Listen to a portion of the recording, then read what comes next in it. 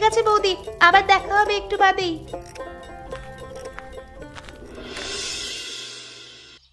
কি হয়েছে মা? এতদিনে তুমি তো কোনোদিন আমাকে এরকম গোপনে ডেকে সংসারের কোনো কথা বলতে চাওনি। গুরুতর কিছু হয়েছে নাকি? আর তাছাড়া বাড়ির লোকের সামনে বলতেই বা সমস্যা কোথায়? দেখ রাজেশ, আমি এখনো এত বোকা হয়ে যাইনি যে কোন কথা গোপনে বলা দরকার আর কোন কথা সবার সামনে সেটা ঠিক করতে পারবো না। কিন্তু কথাটা কি সেটাই তো বুঝতে পারছি না মা। এত গোপনীয়তার কি আছে? ঘরে নিজের লোকেরাই যখন ঘরে সমস্যা পাকায়, তখন গোপনীয়তা তো রাখতেই হবে। প্রথমেই সন্দেহ করেছিলাম, এখন নিশ্চিত হতে পারছি যে আমি খাল কেটে ঘরে কুমির ডেকে এনেছি। কি বলছো কি তুমি মা? কেন? কেউ তোমাকে কিছু বলেছে?